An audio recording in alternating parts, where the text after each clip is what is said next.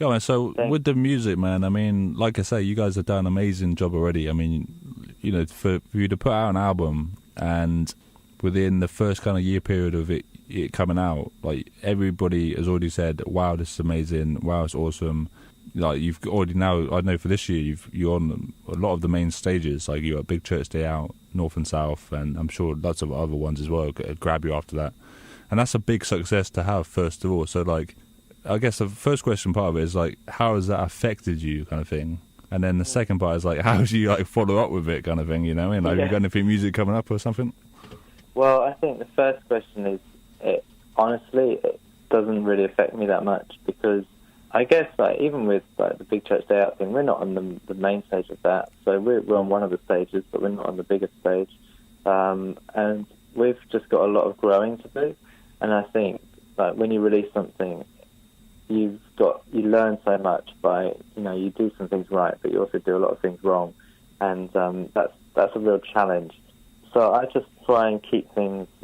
I really don't want to get arrogant as a musician. I think it's really unattractive. So it's head down, keep going, and keep building relationships, keep building friendships, keep connections. And that really helps me kind of... I don't know... We've got a lot of festivals in the summer in Europe, and I'm really happy to be on every single one of them. But I know there's no kind of silver bullet, and there's no thing that makes you amazing. And I think, you know, if you want long-term success, you've got to have a really good work ethic. You've got to keep humble, and you've got to keep putting God first. And that really is the key for me. So if we keep doing that, then that's success. And then the rest, well, we'll see what happens. And then in terms of the music, like, I'm writing a lot at the moment. I've got no releases out at the moment. I'd love to put something out, not necessarily an album because there's not enough time, but maybe like some sort of project before the end of the year. I'm writing quite a lot. I'm trying to write a bit broader. Like we were chatting before we went on air.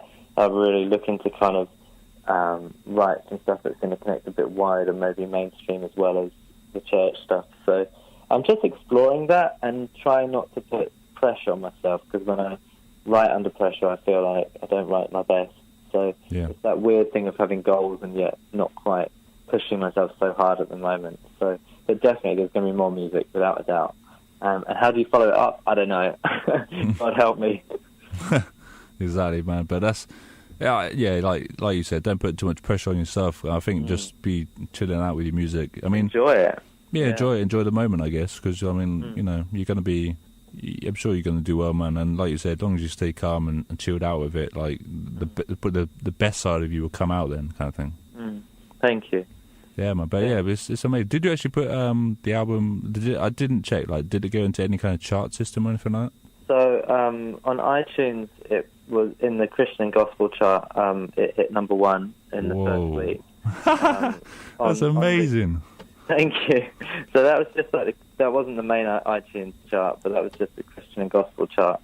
So I was really pleased about that. What kind of people did you go up against in the Christian Gospel one? Do you know what? I think the albums that were out at that time were, there was a Hillsong United album that had been around for a little while, so that was there for a long time in that kind of top 10 category, and we were kind of in. Then we suddenly rose to like number 3 and then number 1, and then we dropped out a couple of, a week later or something. So we weren't up there for long like some of these other ones. But yeah, I was pretty pleased with that. And then what else has happened? We've been on something called, the Netherlands have got a chart called Ned chart or Ned FM chart, which I think is one of the bigger radio stations in the Netherlands. And Born to be Brave has been in the top 40 for a few weeks. I don't think it's in there anymore, but it was for about 6 or 7 weeks. So that was really encouraging. Is that a proper main chart? I don't know. I don't think it is. I think it's like the radio chart, so it's not like a proper official one. I don't think. Anyway, I'm meeting the guy in a couple of weeks, so I'll ask him.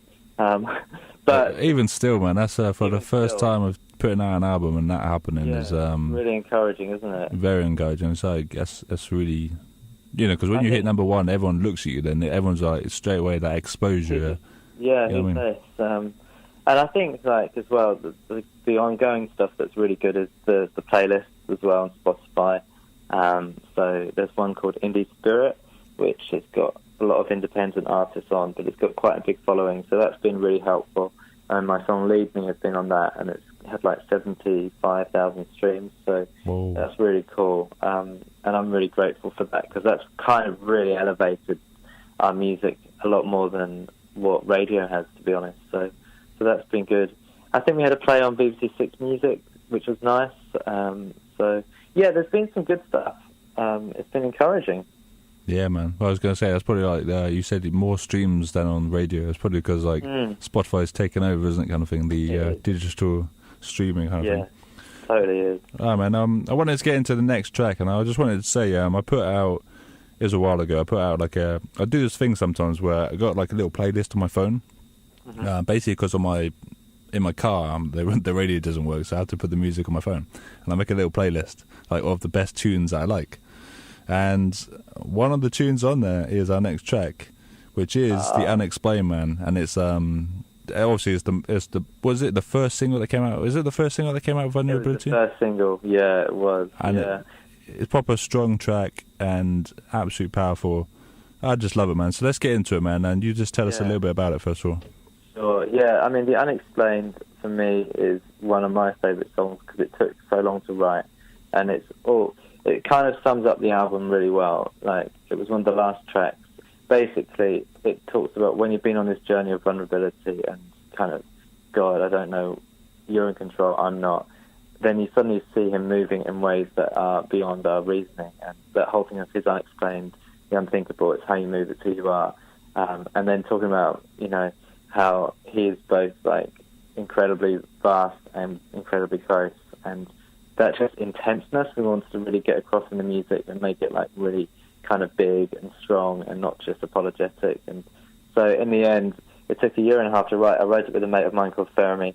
I brought the chorus to him and the hook, and he was like, yeah, we've got a song here. And then we kind of spent the day trying to work out what it was. And here it is today, The Unexplained.